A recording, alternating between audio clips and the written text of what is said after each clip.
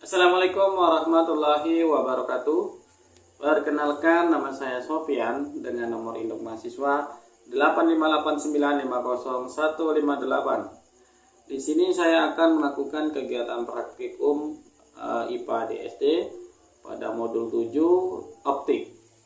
Adapun pada kegiatan praktikumnya, di sini saya akan melakukan kegiatan percobaan pada lensa cembung dan cermin cekung.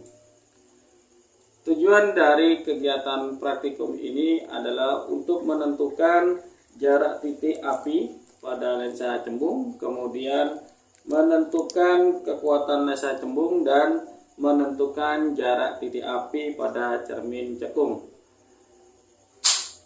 Adapun alat dan bahan yang akan kita gunakan, di sini ada catu daya, kemudian lampu sorot, lalu ada rel presisi, dan ada dudukan rel, ada objek dengan diafragma anak panah, ada cermin cekung, ada lensa cembung, layar, dan juga penggaris. Lensa cembung adalah lensa konvergen yang memanfaatkan sinar cahaya sejajar dan satu titik, sementara cermin cekung memantulkan sinar sejajar pada satu titik di depannya. Memantulkan sinar sejajar pada satu titik di depannya, fokusnya adalah nyata atau menghasilkan bayangan maya, tegak dan diperkecil tergantung pada jarak benda.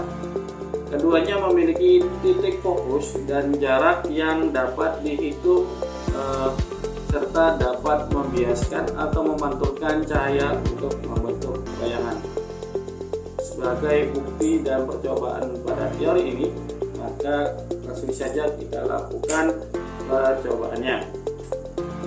Pertama-tama kita pasang dudukan rel terlebih dahulu.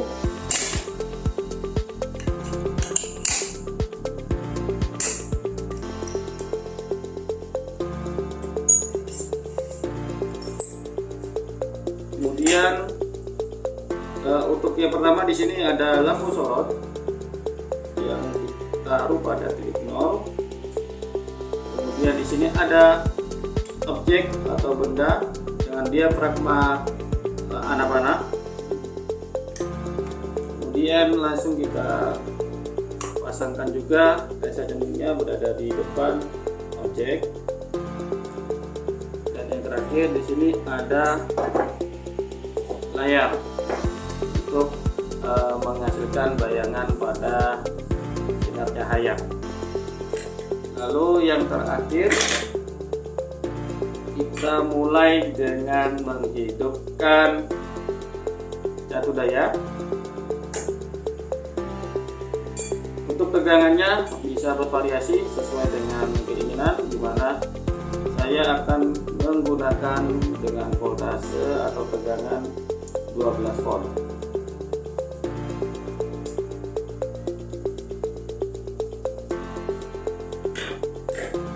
Dapat dilihat pada hasil bayangan yang didapat.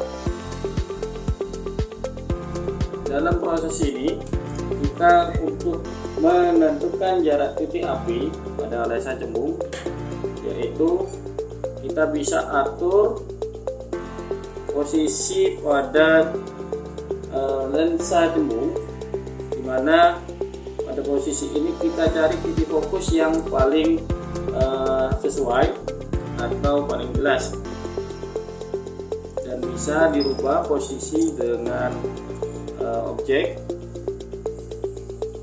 seperti ini.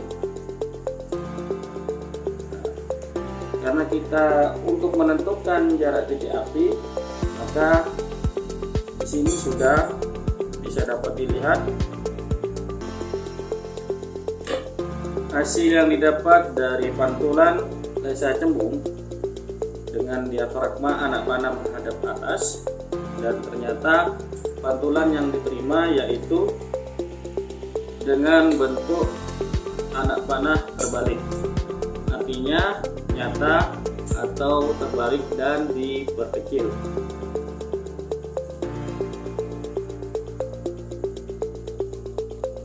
Karena di sini pada modul ajar yang diberikan kita disuruh mengukur jarak antara benda dan juga bayangan, maka cara yang dapat dilakukan yaitu kita bisa lihat dari alat ukur di bawah ini, di bawah reel di sini sudah ada ukurnya, di mana jarak antara benda atau lensa pada layar kita tentukan. Yang pertama untuk jarak titik api pada lensa cembung. Nah, yang dimaksud jarak titik api dengan lensa cembung itu adalah lensa cembung ini dengan layar. Nah, dari sini kita atur untuk layar, kita coba ambil pada posisi seperti ini, lalu kita lihat jarak dari titik fokus yang paling jelas, yang paling tepat. Nah, seperti ini. Di sini saya mengambil dengan jarak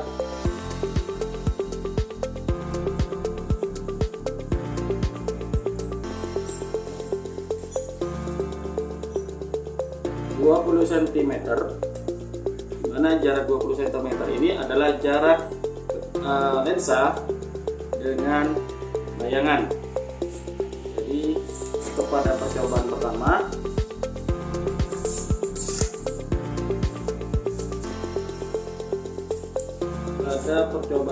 ini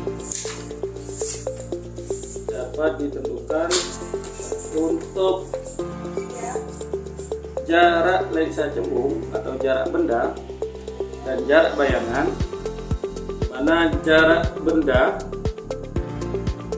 dari lensa cembung dengan hasil bayangan di sini sejauh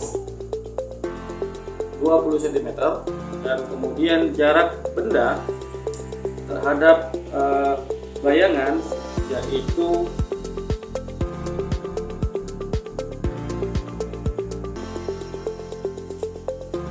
kurang lebih 43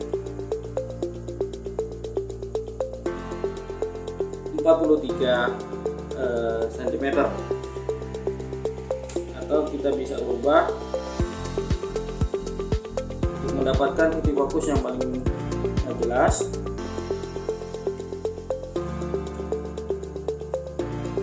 Ya, seperti ini.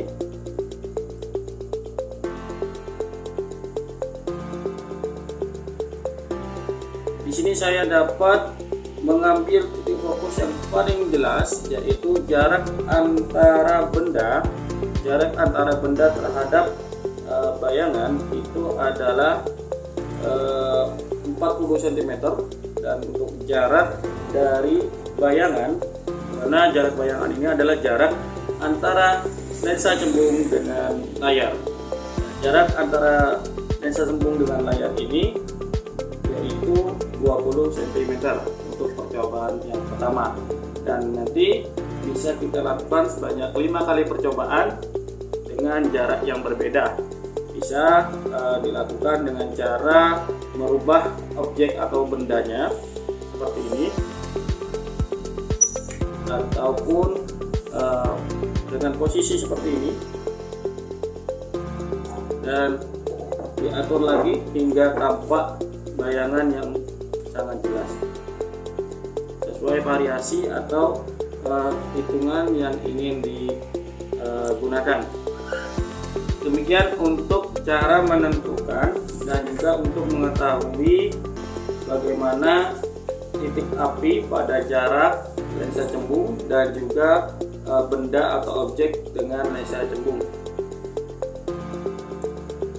Selanjutnya kita akan ganti percobaan pada cermin cekung dengan posisi yang berbeda ataupun dengan alat yang berganti dari lensa cekung menjadi cermin cekung.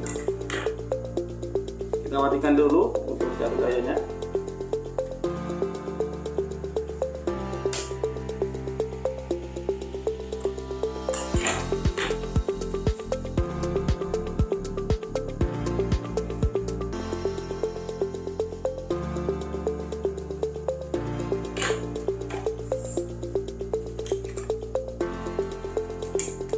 Kita pasang seperti ini, menghadap kepada objek.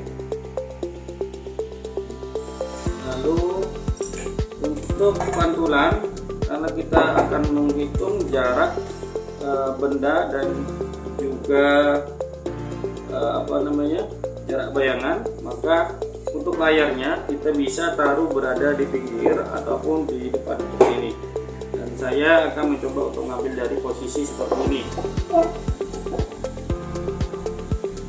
Langsung saja kita mulai untuk percobaan pada cermin cekung. Kita hidupkan catur daya. Lalu kita lihat hasil pantulan yang didapat dari cermin cekung seperti ini. Nah, di sini sudah mulai tampak hasil pantulan dari sinar yang datang. Kemudian kita atur jarak baik cerminnya ataupun layarnya untuk mendapatkan hasil yang sama dengan bentuk dari objek atau benda. Seperti ini, masih kurang terlihat jelas, kita bisa terus atur hingga tampak bayangan paling sempurna dengan posisi maya dan tegak, kecil atau diperbesar.